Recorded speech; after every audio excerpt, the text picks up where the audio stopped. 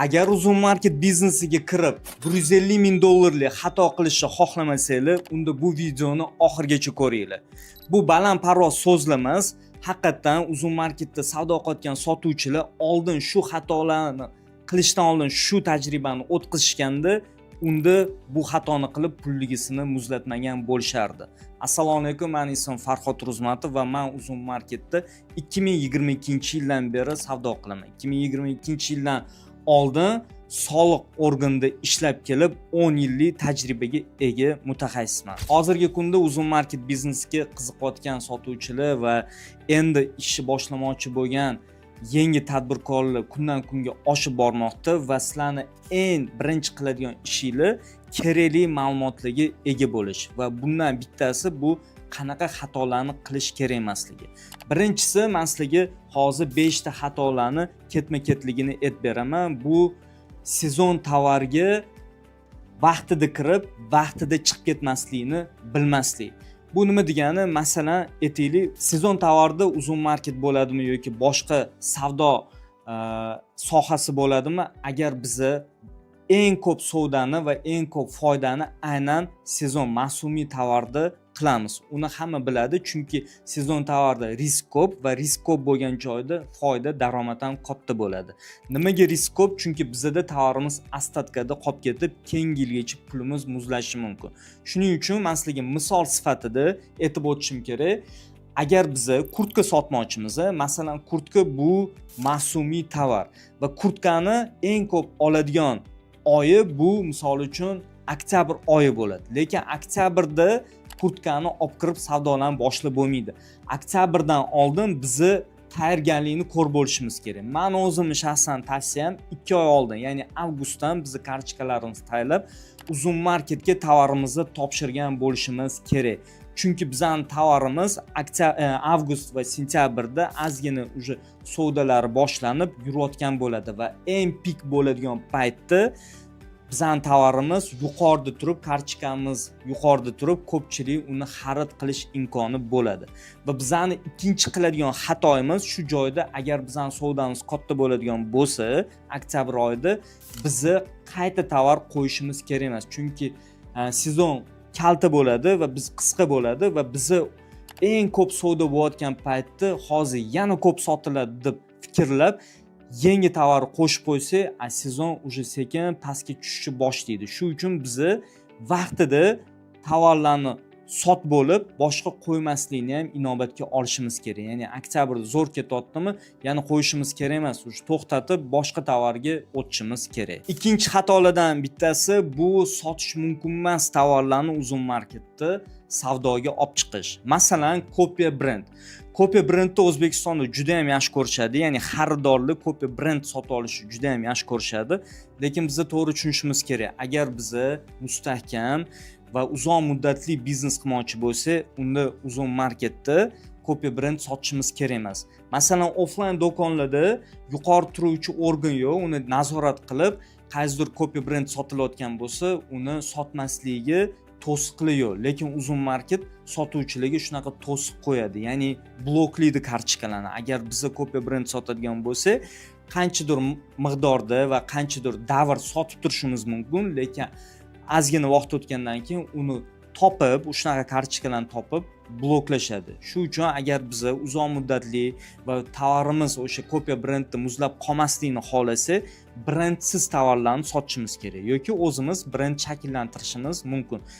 Brend shakllantirish bu juda katta va ko'p bilimga ega bo'lgan mavzu bo'ladigan bo'lsa, brendsiz tovarlarga to'xtatilib o'tsam, brendsiz tovarlar juda ham ko'p. Va o'sha tovarlardan boshlab, savdolarni boshlab yaxshi daromad qilsa bo'ladi. Ikkinchisi, qaysi tovarlarni yana sotish kerak emas? Bu asl belgisiga, majburiy asl belgisidan o'tadigan tovarlar. Masalan, O'zbekiston qonunchiligi bo'yicha ichimlik suv mahsulotlari yoki maishiy texnika mahsulotlariga majburiy asl belgisi, ya'ni markirovkalash shart bo'ladi, ya'ni QR kodli markirovka bo'lishi kerak. Bu nimaga kerak? O'sha O'zbekiston miqyosida qaysi tovar original aynan ishlab chiqaruvchi fabrika zavoddan chiqib sotuvchi tomonidan xaridorgacha yetib kelganini bildiruvchi belgi bo'ladi va uni o'sha QR kod orqali bilsa bo'ladi.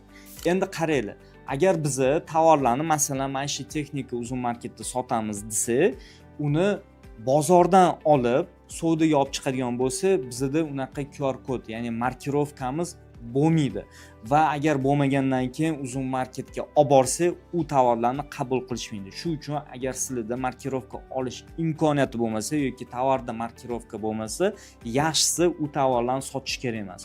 Undan tashqari uzun marketda mana shu texnikadan tashqari va suv ichimliklardan tashqari 19 ta juda katta kategoriya bor. Ana o'sha 19 ta kategoriyadan bemalol markirovkasi bo'lgan tovarlarni bemalol sotib yaxshi daromad qilsa bo'ladi. Va uchinchisi, qaysi tovarlarni sotish mumkin emas? Bu boshqa egaga tegishli bo'lgan brendni sotish. Masalan, men o'zimni o'quvchimni misolida aytishim mumkin.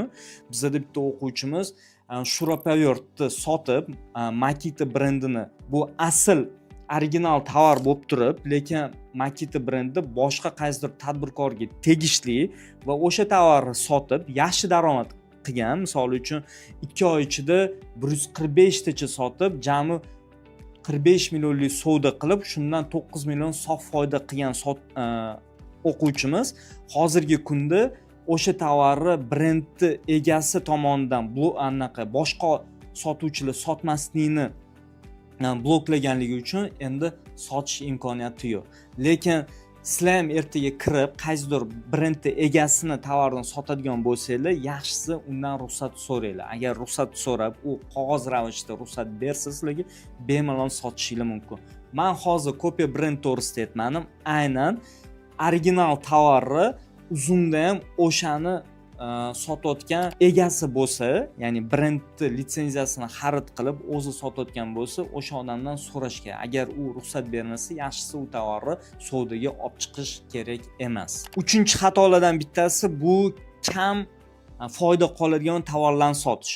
Ko'p sotuvchilar agar yaxshi analitikadan foydalanishni bilishmasa, ular uzun marketni o'zidan ko'rib, qaysi eng ko'p sotilayotgan tovarlarni tanlab, o'shalarni savdoga olib chiqishga harakat qilishadi.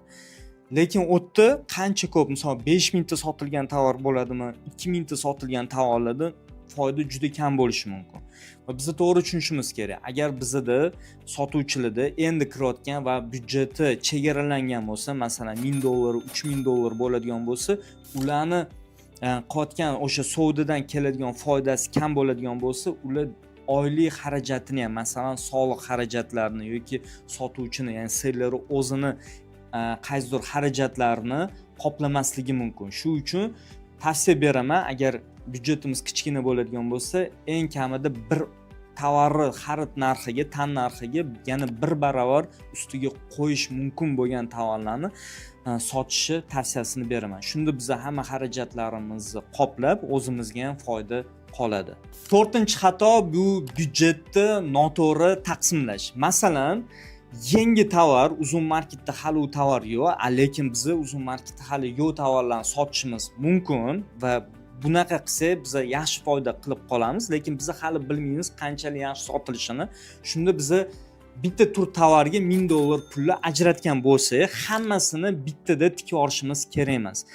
Meni tavsiyam 3 ga bo'lishi. Nimaga 3 ga? Birinchi qismini testga qo'yib tovarni va agar bizning rejamiz bo'yicha yaxshi sotilishi boshlasa, pul uzun market tomonidan qaytishini kutmasdan sirazi ikkinchi qismiga tovarni sotib olib, ya'ni ketini uzmasligini ta'minlashimiz kerak va bizda уже оборот ketishni boshlaydi va bizda pul уже sekin yechilishni boshlasa, birdaniga ko'proq qilib 3-qismini qo'shib, birdaniga ko'proq qilib olib kirishimiz kerak. Ya'ni biz bu yerda riskimizni kamaytirgan holatda pulimizni 3 ga bo'lib, bitta tovarga tikkan bo'lamiz. Bu aynan uzun marketda yo'q tovar, hali sinalmagan tovarda shunaqa qilib byudjetni taqsimlashni tavsiya beraman. 5-xato ko'proq psixologiyaga tegishli, ya'ni ideal vaqtni kutish kerak emas va jarayonni murakkablashtirish kerak emas. Men mana shu 2 yil ichida ko'rgan tajribamdan aytishim mumkin. Masalan, o'quvchilarimni, o'zimda o'qigan o'quvchilarimdan 2 toifaga bo'linishadi. Kimdir ozgina olgan bilimini zudlik bilan amalda bajarishni boshlashadi va yaxshi natijalar qilishni boshlashadi. Kimdir ideal hamma narsani o'rganib olgandan keyin, har xil tablitsalardan foydalanishni o'rganib olgandan keyin keyingini boshlayman degan rejalar qilishadi.